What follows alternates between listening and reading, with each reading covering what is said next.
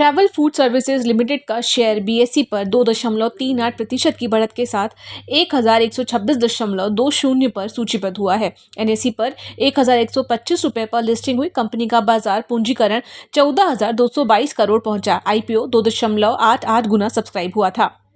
चीन का निर्यात जून में 5.8% बढ़ा, जबकि मई में ये 4.8% था। आयात में भी 1.1% की वृद्धि दर्ज हुई है। अमेरिका को निर्यात में गिरावट घटी है। ये व्यापार क्षेत्र में रिकवरी और आर्थिक वृद्धि के संकेत हैं। देश के 8 प्रमुख शहरों में मकानों की बिक्री अप्रैल-जून 2025 में 14% घटी। मुंबई और पुणे में बिक्री 30% घटी। महंगी संपत्ति और सामर्थ्य की कमी से मांग घटी है। बजट वर्ग के अधिकारों में सतर्कता देखी जा रही है। ओला इलेक्ट्रिक का राजस्व पहली तिमाही में 828 करोड़ रुपए रहा, जो पिछली तिमाही में 35.5% अधिक है। कंपनी ने 68,192 स्कूटरों की आपूर्ति की।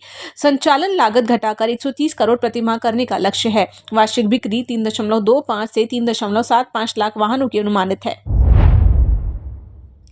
थोक मूल्य सूचकांक आधारित महंगाई जून में 0.13% रही, जो मई में 0.39% थी। सब्जियों की कीमतों में 22.65% की गिरावट रही। खाद्य वस्तुएं, खनिज तेल और विनिर्मित उत्पादों की कीमतों में गिरावट से मुद्रास्फीति में राहत मिली है।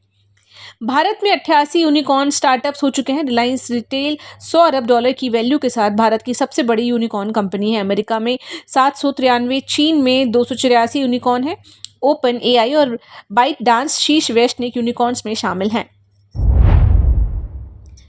एथम बायोसाइंसेज, स्पनवैब, नॉनवोवन और मोनिका एल्कोवेब के आईपीओ इस सप्ताह खुलेंगे। तीनों कंपनियां कुल 3600 करोड़ रुपए जुटाने की योजना बना रही हैं। निवेशकों के लिए ग्रे मार्केट प्रीमियम संकेत दे रहा है कि अच्छे रिटर्न की संभावना है।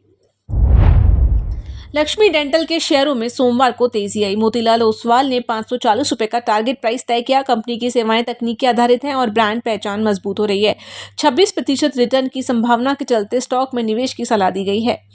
डॉलर की मजबूती और विदेशी पूंजी निकासी के कारण रुपया सोमवार को 17 पैसे टूटकर 85.97 प्रति डॉलर पर पहुंच गया। डॉलर इंडेक्स 0.08% से बढ़कर 97.93 पर आ गया। व्यापार शुल्कों को लेकर अंशतः में रुपए पर अतिरिक्त दबाव डाला है।